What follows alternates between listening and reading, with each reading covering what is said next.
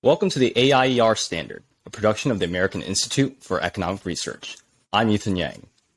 Washington's influence in the world, for all its flaws, undeniably advanced ideas that those of us here in the West find valuable. These include a rules-based international order, universal human rights, free trade, and security. Countries like Russia and China demonstrate that there are actors in this world that are not interested in these values. It is apparent that America cannot make the world a freer place by being a global policeman. It is also clear that the international institutions like the United Nations serve as mere forms with no ability to enforce rules. However, an international superstate is also a non-starter. Given these sobering facts about the world as it is, and not as we wish it was, how do advocates of liberty create a world that respects the international rule of law and advances freedom? Perhaps the answer does not come from a foreign policy expert, but an economist, the great Nobel laureate Friedrich Hayek. Hayek's work on international relations is the topic of an award-winning paper written by Marcos Falcone, who joined us today. Marcos is the project manager of Foundation Libertad and a Harwood visiting fellow here at AIER during the summer of 2022. He pursued his master's in social science from the University of Chicago and has a BA in political science from, and you're going to have to help me with that name. No problem. Universidad Torcuato de Tela. In Argentina. Marcos, welcome to the show. Thank you, Ethan, and thank you for inviting me. Of course, and also, I guess, welcome to AIER as well. Well, yeah. Thank you, AIER, for inviting me to spend the summer here. It's been my time here is coming to an end, but it's been a pleasure to interact with all of you. Yeah, and I'm certainly glad that you're here. So to start off, you write in your paper that Hayek argued for what he called a community of free men. What exactly, when we're talking about international relations, what exactly is he trying to get at? Yeah, so Hayek, in The Road to Serfdom, the book that came out in 1945, he was very concerned about the world, and that's very understandable because, of course, 1945 is a time where the World War II is coming to an end, but this is a world full of Hitlers, Mussolinis, Stalins. So Hayek was concerned about the stability of global order because by that time we had already had one failure, which was the League of Nations, which had failed to prevent basically World War II after being founded in the after the end of World War I in the 1910s and 1920s. So Hayek's goal in this book, when he says that he wants a community of free men, and he explicitly says this. He says he wants neither an omnipotent superstate nor a loose association of nations. So he wants something in the middle. He wants a kind of organization that can keep world peace, basically. So that's the basis. That's the starting point for my paper, in which I argue that his goal is actually an early goal that can be brought together with later insights of Hayek's work in order to, create a response as to today how we can defend liberty at the global scale. And so your paper, that idea does touch on some essential international relations theories that I want to first, I guess, outline for the audience to really set the foundation. So I guess the first assumption would be, okay, so I get this sounds great, but, as classical liberals, shouldn't we just want to get along with the rest of the world, right? Why are we engaging in international relations, which is, inherently collectivist, inherently big government, right? So why is it worth, as people who believe in individual liberty, getting involved in global affairs, essentially? Right. So the answer for me, at least, would be that I want to see change within my lifetime, right?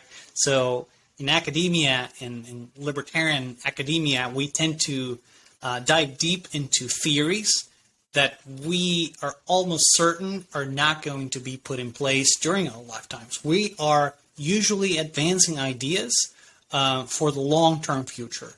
But if I want to see change now or change within 5 or 10 or 20 years, I think that is the main reason why I or anyone who defends liberty and feels like a classical liberal or a libertarian should get involved with global affairs. That would be my answer. And to touch on that, on a point that you were mentioned earlier, we know that this world is not going anywhere in terms of how it is structured. We have nation states. We've had them for over 2 centuries now. It is unlikely that they will fade as a model. So for the purposes of this article, I'm just trying to imagine a world that is as similar as we have it today, only with minor changes, or maybe major changes, but feasible changes that can improve liberty and can improve the well-being of people across the world. And this goes into an international theory called realism, as opposed to liberalism, which is more associated with more interventionist, more, I guess, internationalist, globalist views. And realism basically says, and I guess Hayek was essentially being a realist. I'm not really sure how much he knew about international relations, but I guess growing up during World War II would probably give you a really good idea about just how bad things can get. So it's not necessarily that he's trying to change the world per se. He's just reacting to the fact that there are countries out there that do not respect liberty. And if you do not defend yourself and get everyone else who agrees with you to defend each other, then you're going to let these bad actors, the Soviet Union or Nazi Germany, they don't care about morality as we see it, right? They're going to do what they want to do. Russia's and Ukraine, right? They could care less about how many Ukrainian like emojis you stick on Facebook, right? They do not care.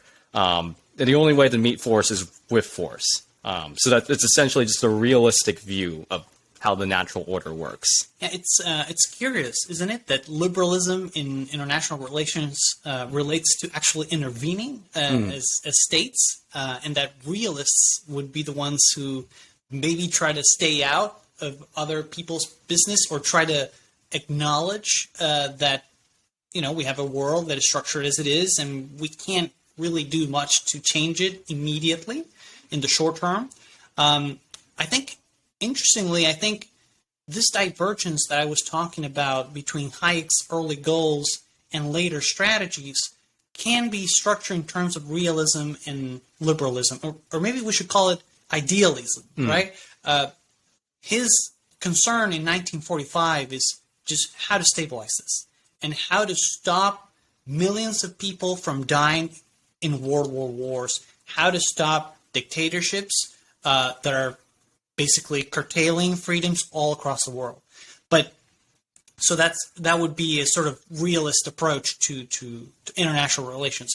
And then as time goes on and we move to the 1970s and books like The Fatal Conceit and Denationalization of Money, that's a different Hayek. That's a more idealist Hayek, if you will, that I think is different in that he's thinking more abstractly, probably because, by this time he's like 70 or something. So he knows he doesn't have that much time left in the world. He wants to sort of have a legacy, share a legacy with the people for the long-term future. And so it's interesting, right? I think this evolution is likely to happen to many of us during our lifetimes, right? That we want to do something about current global affairs right now when we're young or younger, relatively speaking. And then as we grow old, we become more idealists. And I guess liberalism, as defined in international relations speak, I guess is an extension of liberalism in the economic sense, in the sense that liberals believe that, just like, I guess, market liberals believe that incentives can change people's behavior, that markets have this inherent quality to them that makes people cooperate. And essentially, it's just being applied to the global stage in a way that doesn't necessarily play out if you view the world through a realist lens, in the sense that universal morality is a core liberal tenet. That's why, liberals just can justify intervention in the sense that, we get to follow international law, we get to enforce it, we need to enforce our morality abroad. And they also believe strongly in international institutions like the UN, because they believe those institutions can fundamentally change the behavior of states. Whereas a realist would say that states have their own interests and they will not change. The Chinese will do what the Chinese want to do. The Russians will do what the Russians want to do. And you can only meet these disparate interests with resistance, right? And you basically have to play the game. You can't just create the UN, and then believe the UN's going to change everything, right? Yeah, you also can't really believe that the UN is going to act against itself. It's interesting because realists usually believe that nation states have a power that supersedes that of international organizations, and that if they want to go against what they say, they just do it, and it's no problem. But I think a recent, very interesting development is that international organizations increasingly have powers of their own. Of course, they don't insofar as they are funded by states. So if they sort of say no to funding them, that they will be in a very bad position. But there's a development, a growth of bureaucracy at the global level, which in my case, in the case of this paper, is both a danger and an opportunity, in that, of course, it's a danger because as classical liberals or libertarians, we want governments to be limited. We certainly don't want two governments, a supranational government and a national government intervening in our daily lives more than they have to. We don't want them to be unlimited.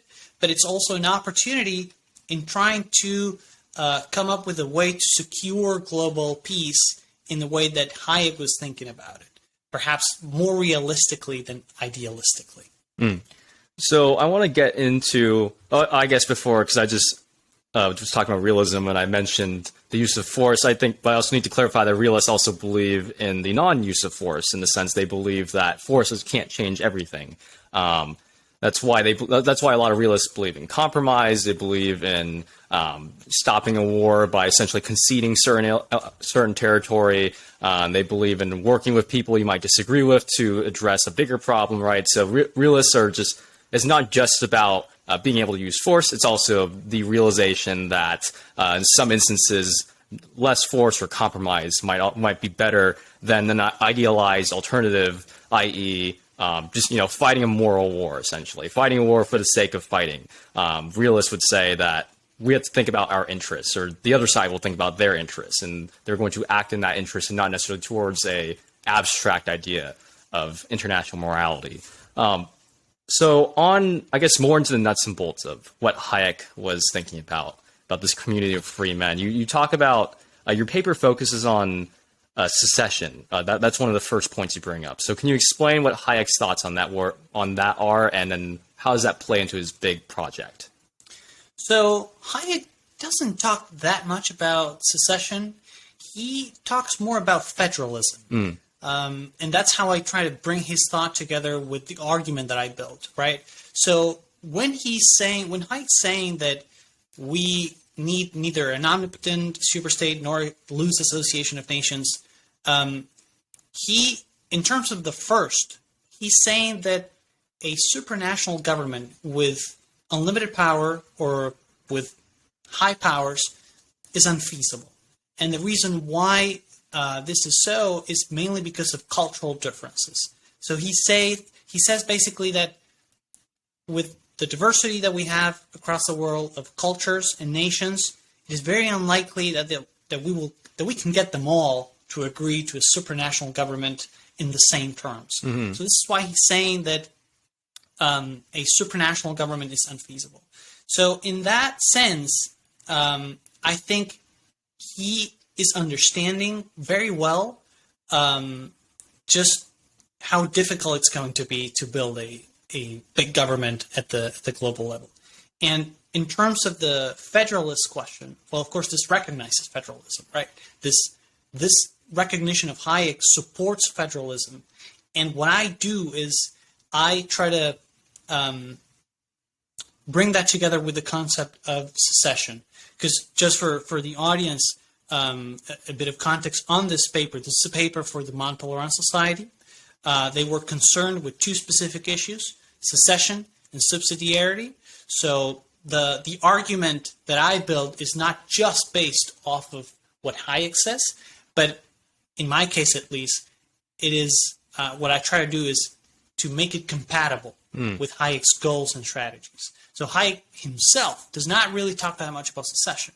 But what I argue is that secession can be both morally right and positive, because what I say is basically, well, secession can be morally right if people want to secede. Of course, as classical liberals, we want states, governments to respect the people's opinions. If there is a large number of people who want to leave a state, why should they not be allowed to do so? Of course, there are lots of problems of implementation, of enforcement, in terms of what happens if there is, 99% of the people want to leave, but 1% does not. Those are very complex issues that philosophers should get into. But what I'm saying is, if people want to leave, we should let them leave. So that's the moral side. And then the consequentialist part of the argument, or in terms of consequences, is that secession is optimal in that it responds to people's preferences. Because if people want to leave, they will be in a negative position, if you will, until they do so. And so, in many cases, the state's capabilities are not even what people are concerned about. People just want a state for their own people.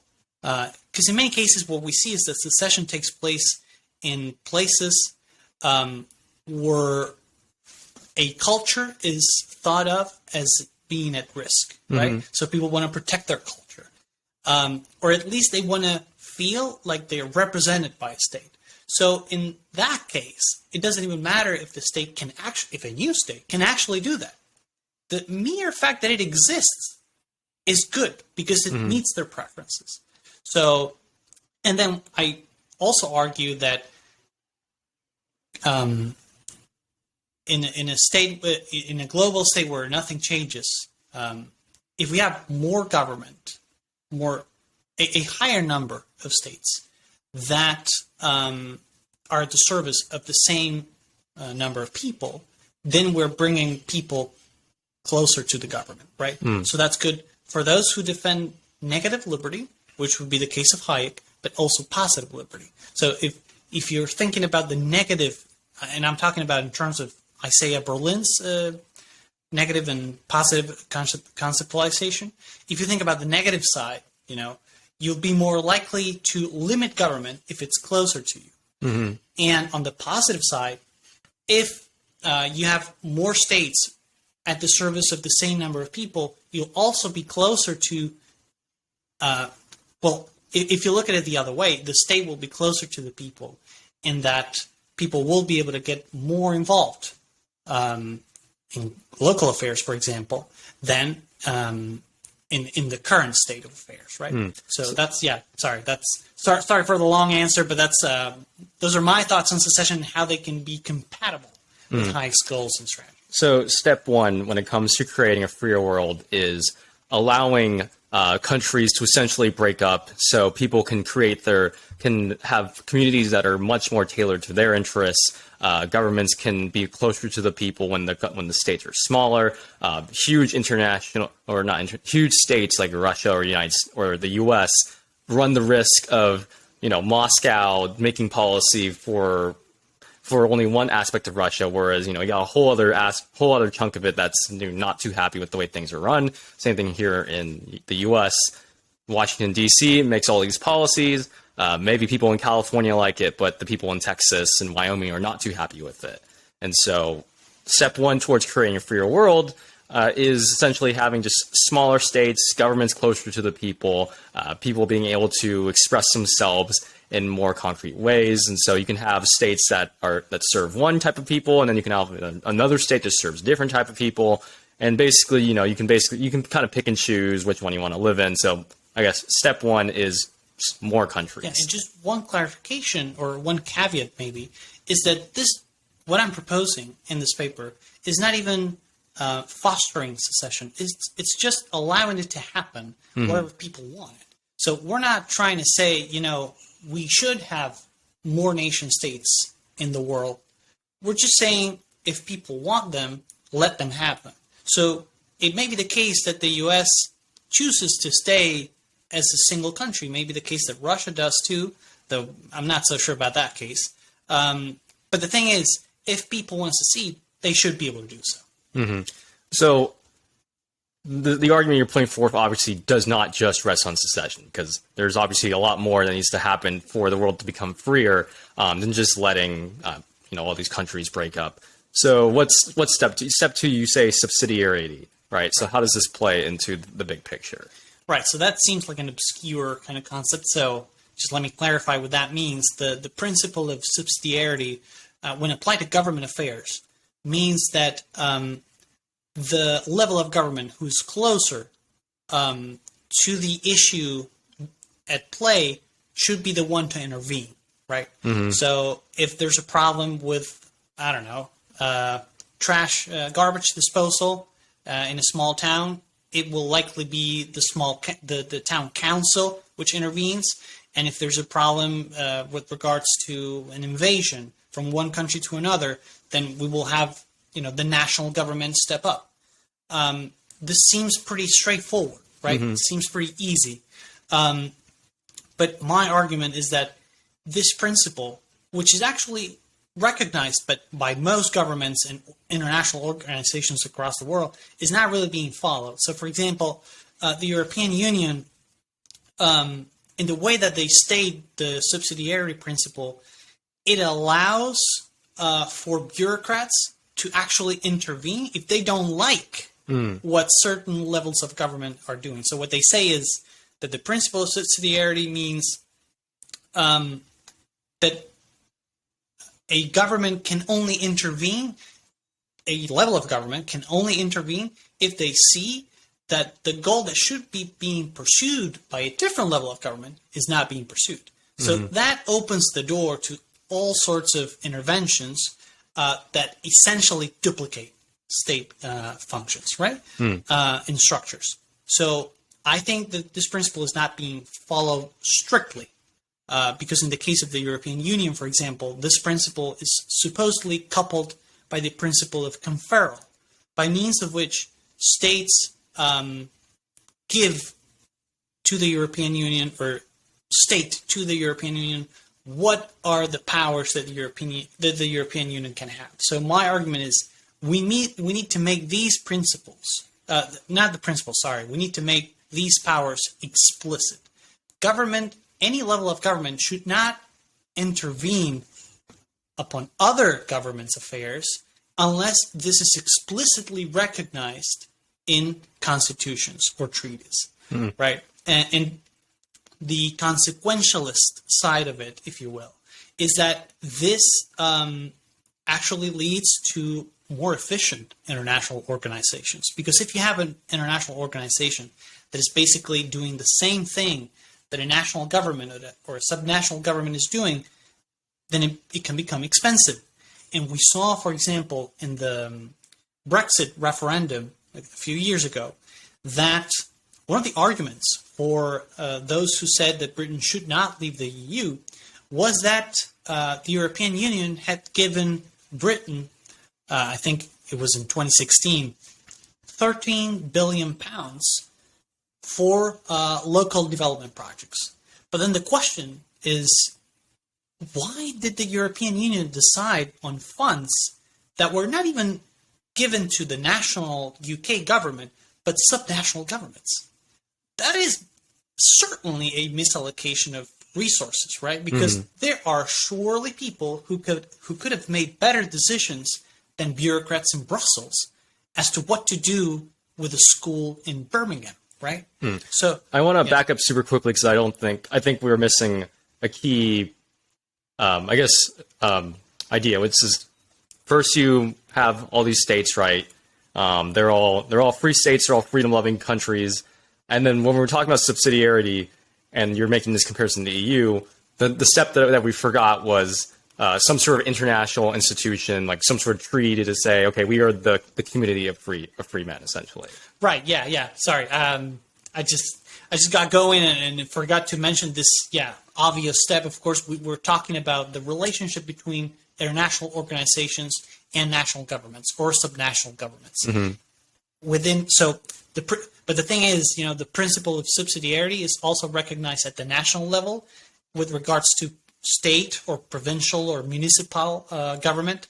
So this principle can be applied to all sorts of relationships between governments. In this case, it is true. We're talking about the relationship between an international, supranational government and national governments. Mm-hmm. So I guess it's almost like a mix of NATO and the common market of the EU minus, the annoying bureaucracy and the administrative state.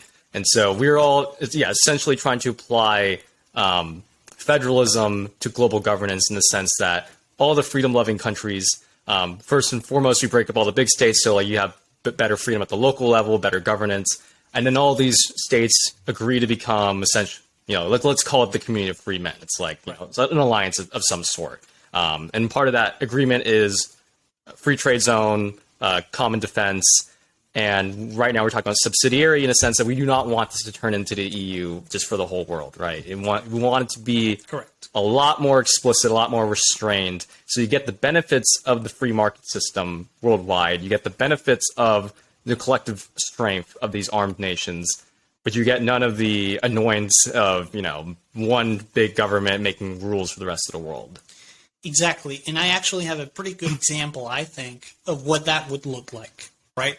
So this is one of the sections of the paper, and it's the case of Switzerland, right? Mm-hmm. So Switzerland is actually a country, so it's a bit strange to think of it as a potential model for international organizations, but there's actually work that has been done that recommends the model of the Swiss Confederation to be applied to global affairs, to European affairs, actually. And I'm trying to say that this is a good model for global affairs, because the thing about Switzerland is that it features a very, a wide array of cultures, which is the main problem that Hayek was concerned about with regards to how to actually govern an international organization, right? Mm-hmm. So in Switzerland, you have a majority of German-speaking people, but then you have significant minorities of French-speaking peoples, Italian-speaking peoples, and even Latin, which is a very regional dialect of Switzerland. And it's very interesting because Switzerland is organized around a system of cantons, which would equate to U.S. states, if you will. Mm-hmm. But it's interesting because those cantons retain a degree of autonomy that is unparalleled in other nations. Mm-hmm. And this is explicitly stated in Switzerland's constitution. This is not something that happens de facto, if you will. This is written in law. What is really interesting about the Switzerland case is that the federal government is very no one cares about it. Mm-hmm. I don't know how to say it in a different way, but nobody really cares. So the president, if you will, is a person that comes from a committee of 7 people, and they rotate each year. And if I asked you who the leader of Switzerland is, you would probably not know. I don't know, really, because it doesn't matter, right? Because what the federal government can do is so little, and has to do basically with maintaining cohesion, so free trade maybe, among the Swiss, and then defending them against potential military interventions, taking care of defense. So this is why I think the Swiss model could work for global affairs, because even though these are very different cultures, because you have the Anglo-Saxon influence of the Germanic influence, but then you also have the Latin part of it. Mm-hmm. 2 cultures that really clash a lot, have clashed over time after time. They still managed to not just survive, but also to bring prosperity to people. So I think this is why the example of Switzerland could be a good model to follow, just while thinking of an international organization. Also because these 7 people that I mentioned that are on the committee and who then rotate every year come from all parties. Parties are represented, and it just, power doesn't matter. So that's the thing, this is still an organization that maintains cohesion in the country, but nobody is thinking about, I want to be the president of Switzerland because that will give me a lot of power to do whatever I want, which is similar to the way that I think we should be thinking about international organizations. So we'd have a lot of different countries. Every single one of them is free, but we also recognize that, certain ethnic groups like to live together, certain religions like to live together. And that's why you don't all try to cram it into one single country. That's why you have essentially small countries, almost like the cantons in Switzerland. And you have not necessarily a common government, but some sort of maybe like a huge treaty that puts some people in charge of defense, some people in charge of administrating general market rules. But there's not going to be like Washington, D.C., where it's making tons of regulations every day, making tons of laws, and the federal government's extremely important here in America. Whereas you'd want sort of like an international governance system that basically sticks to like two things, right? Defense and general order. But it should be so unimportant, so unglamorous that we shouldn't care about like maybe it's a council, maybe it's one person, right? We shouldn't care who's in charge. We just know like they're there, they're doing their job, they're staying out of our lives, and this is how we can have essentially a community of free men, right? And we can have a part of the world that's very free and defends itself and can stand up for its own values, but also negate the sort of negative tendencies that come from a European Union or a United States style federalism. Right, and this is actually what Hayek calls federalism, maybe in a slightly different meaning or sense that the word is used in the United States. But I feel like this model of having an organization or a central or federal government that takes care of basically foreign affairs, but then just allows everything to happen organically. I guess the word's a confederacy, I think, is the correct word. Exactly, yeah. That word is, of course, very controversial in the U.S. because of what it actually meant at a certain specific point. But the model of a confederacy is what I'm aiming towards. I mean, in Switzerland is a confederacy. We should not forget about that. Like the fact that the confederacy in the U.S. has a certain specific history should not prevent us from thinking that there are actually, very positive confederacies in the world, and Switzerland is one of them. And then one of the main issues for the U.S. is not necessarily, like obviously the Confederacy was about slavery. That's a whole other topic for a different day. But even the Articles of Confederation, before we became until we adopted the federal Constitution, we had the Articles of Confederation, and that was tossed out because it was super hard to raise taxes. It was super hard to raise an army. It was super hard to run an effective government. And that's why we opted for the Constitution that we have today, which authorizes the big government that we have with all the regulatory powers and legislative capabilities. And I guess for an international context, we don't even need to care because all these states are functioning on their own anyway. We have the Confederacy works in this situation because you have all these perfectly functioning states, just like how Switzerland probably has all these well-functioning cantons. And basically we're all just binded by this compact and there's certain obligations that we have, but for the most part, we just leave each other alone until it's time to actually do something collectively. Yeah, and I have to say in this regard that Hayek's concern in 1945 was very understandable, but if he were to live today, I don't know if he'd be worried about the international global order because, well, of course you're going to be worried if you're going to get killed. I mean, Hayek had to move to the U.S. He had to leave Europe, basically, because it was so dangerous for him. But in this world, he would probably not have the need to move anywhere, really. He would probably be able to live wherever he wishes to live. And so that's why I think that the salience of the question of changing the international order towards a supranational government it's just really not something that would interest him. I'm just thinking of marginal changes, if you will, that would improve our standard of living. But I always try to be optimistic about how we are now and where we're coming from, and kind of like what Johan Norberg does. Well, always being really optimistic about global affairs, and I am too. I think we're in a very good situation compared to what we were 80 years ago. And of course, there's improvements to be made, but that doesn't mean that the global order today isn't, at least to some degree, functional, because we haven't had really a World III. We can debate whether that's because the UN exists or because the nation states that are behind the UN don't want World War III. But the thing is that the point is we haven't had it. And we have had developments over the past decades that increase free trade, for example. Of course, classical liberals, libertarians would probably not like for trade to be restricted to treaties, that allow specific branches or countries to, say, yes, you can trade this with this other person or country. But in the world that we're in, where nation states are unlikely to fade because people want them, then I think we're in a pretty good position compared to what we were in 1945, say.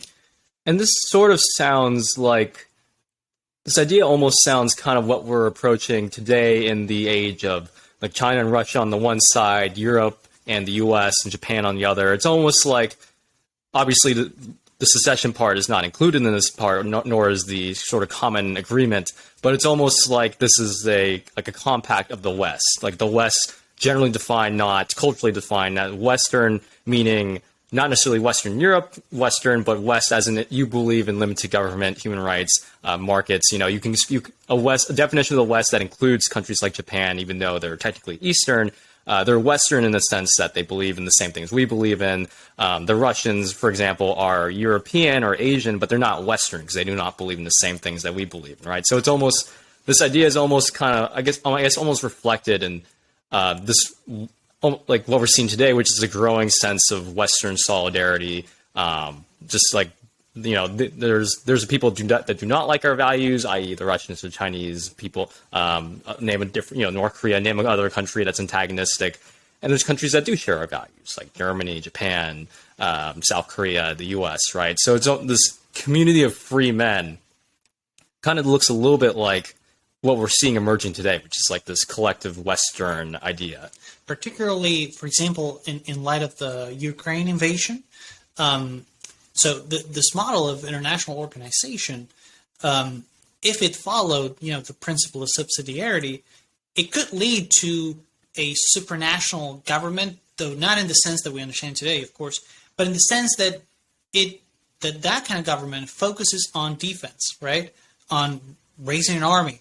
And so sort of, organically, I would say you are seeing after the invasion of Ukraine that people in Europe are getting more worried and are trying to improve their efforts. They're trying to collaborate so as to be able to stand up against any potential Russian threats that come in the future.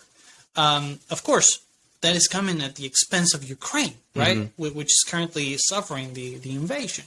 But it's interesting because that's in my view at least, that's a very legitimate kind of power that a supranational government could have, provided, of course, that these are not duplicate functions, right? That you don't have a European army against which the German army can go, right? So if you have one centralized system that only focuses in that issue, then you could have a very effective system of protecting Western culture, Western nations, defined in the way that you said it, so as to include Japan, for example, or South Korea. I think that's a very... The recent developments show a very interesting turn towards collaboration that is not being... I mean, of course, it's Russia which is driving this unintentionally, I guess, because they probably did not expect European collaboration to increase after this. They just wanted to make everyone afraid. But yeah, this is happening without... it's happening without being led necessarily by governments, but it's also the people who want this. And this is what's most important for any classical liberal or libertarian thinker, that governments are representative of people and, of course, limited, right? But that they're representative at first. If they are not, then they cease to be legitimate. And this can also be viewed, like, even if we do not create, this confederacy of free men, you can still kind of take some lessons for today in the sense that, like, okay, maybe in the face of a resurgent of an ascendant China and Russia, Western countries that believe in certain values on their own are weak against, a country like China. But together, you can prevent more coercion. You can prevent war, for example, when it comes. Let's take Australia, for example, when they're the target of Chinese sanctions for attempting to call for an audit of the Wuhan lab leak. Right? They want this actually happened where Australia wanted to investigate China, and then China said, "Well, you're just a puny little country. We're actually like, here's a sanction for your troubles." Right? One of the criticisms actually came from Kevin Rudd, the former Prime Minister of Australia, and he basically said that what the Australian government should have done was rally a group of democratic countries and confront China as a group instead of alone. And I guess we can take the lessons that you're putting forward, like, because maybe we won't arrive at this confederacy of free countries, but at least we can take some of the lessons, which is countries that think alike, countries that value freedom, should get closer together and confront issues together rather than alone. The U.S. should not go around the world, being the world's policeman. It should rally. And in fact, we can probably avoid conflict in the sense that, if you're going to deal with China, you should deal with China as a collective West, and therefore you can actually negotiate rather than having to resort to the use of force, because they already know that use of force is off the table because they're dealing collectively with everybody. Right. And so in that case, you would incentivize more negotiation and less incentive to actually try to coerce individual countries to essentially follow along with Chinese interests. Yeah, and it's incredible, but for all its faults, for example, the European Union is an example of what you're describing, right? Mm-hmm. This is a collective effort of more than 24 states in Europe to stop being at war with each other, right? Mm-hmm. This would have been a completely unthinkable development 100 years ago. Yet today, you go to Europe, you want to cross from Spain to France, there's no need for a passport, right? You just go, and that's it. And if you are a French citizen and you want to move to Germany for work, no one's going to ask you for a permit or anything like that. So Europe has learned, probably the hard way, based on World War I and World War II and all of the previous wars, that it is better to collaborate, right?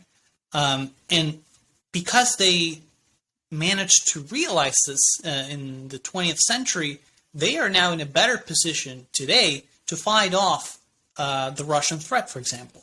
Of course, this is not to say that the European Union is perfect, because it's not. I mean, we're just talking about that, right? Mm-hmm. And there's probably many powers that it has that are actually overreach, and it should probably stick to very essential functions, such as defense. It's, from my viewpoint at least, not a really good idea to have, for example, a shared commercial law that allows a European Court of Justice to punish Google because it's doing something that it doesn't like, because that's what drives that can drive other countries away, right? So the British were pretty mad about this overreach, and so they left the European Union. But they would have stayed if the European Union had very limited and specifically designed powers to, accomplish the tasks that it should accomplish, right? Mm-hmm. Which are, in this case, the defense of Western nations. Mm. And I guess it also offers an incentive for countries that want to be a part of this collective to change, to become more free. For example, Ukraine's a good example where even though, everybody supports the defense of Ukraine, the reason why they're not exactly part of the European Union or part of NATO is obviously a bunch of geopolitical factors, but also you have to consider the fact that Ukraine's government is not really that close to what we would like, right? Right. This would because of corruption and and so if you want to create this community of free people, one of those requirements would be, in order to actually join this attractive market, this attractive defense compact, you would actually need to change your ways. This is not. Like, for example, one of the criticisms of NATO, we're just casting the net all over the place, right? If we let Ukraine into NATO, that's we're just, that's one more country that can drag us all into a war, right? And so perhaps the incentives of the community of free men, quote unquote, would be that, like, first and foremost, your government must be a good government. You can't, this is not for everybody, right? Right. I guess to wrap up on just, I guess, the key lessons, right? We do not want the European administrative state. We do not want the U.S. federal system. This is more, it's a Swiss model, right? The federal government, quote unquote, the Confederate government, basically just does very few things. Exactly. And nobody knows who the president is, because that doesn't matter, because the constituting parts of this supranational government, of this confederacy, of this federal government, retain autonomy, right? And if we have as many units, if we have more units than we have for that confederacy or that federal government, then we have a better chance of having them compete in terms of freedoms. And if, there's a canton or a state that is illiberal or gets illiberal in that it starts restricting freedoms, but, freedom of movement remains intact, then people can vote with their feet, right? Which is something that happens in the U.S., right? But if we apply that to the international sphere, I think we would have a more stable world. Also because if states started to break apart, it would be harder for one to achieve an hegemony, right? Of course, this is unlikely to happen in Russia if Russia is going to, prevent secession, for example, in Chechnya or other regions. But if all of the countries in the world follow this model, then we would have more states, we would have more opportunities for people to live wherever they want. And I think this is a key part to it, right? The incentives, as you were describing, are really important. To wrap up, we do not want a supranational government, or as Hayek called it, an omnipotent superstate. We also don't want a loose association of free men that has undefined powers. We want an organization that has very strictly defined powers, which are limited, of course, because we're liberal in the classical liberal sense. And we want people to live in the state that they choose. And so if there is a group of people who no longer feel like they belong to a nation state, they should be able to leave. That's not to say, again, that we're going to foster that, because that can certainly cause instability. That's an unstable movement. Just that we're allowing people to get as close to their desired government as we can. And I guess another part of it is it's a fundamental recognition that, the world will always have bad actors. There will always be freedom-hating actors out there that are there will always be another Hitler. There will always be another Mussolini or another Mao. And the way to combat that is not necessarily to, become like a world's policeman, right? Go around and start doing regime change wars. But also, B, you can't also just wish it was gone, right? You have to do something. Right. And the compromise is every country that believes in these values of freedom and liberty and free trade, we can call it, I guess, the collective West in a way, right? Can actually act as a large power itself to defeat other bad actors that challenge the interests of this, this collective of free nations. And so it's fundamentally realist in the way that it understands that, these problems aren't going away. And we do need really powerful armies and really powerful diplomatic influence to get things that we want. And the most effective way to do that that avoids, essentially unilateral action, i.e. like the U.S. during post 2000 and just wishing it all goes away, is these multilateral associations of freedom-loving countries with common interests. I couldn't have said it better, honestly. Yeah, that's a great summary of what we discussed. And thank you, for letting me have the opportunity to talk about these issues in a world that is not as bad as we think it is, in my view, but that can certainly improve, right? So, and that's what we're all trying to do here, right? At AIER, we're trying to improve the world in some fashion. This is the way that I came up to suggest improvement. So, yeah. And of course, even if we don't arrive at this Swiss system that applies to every single freedom-loving country, we can at least take some of the lessons that you've given us, such as the idea of local governance, of looking at incentives, of understanding the dangers of having a large administrative apparatus at the top, and then also understanding that there is a pressing need for collective action in some sense for the quote-unquote free world, however we're going to define that.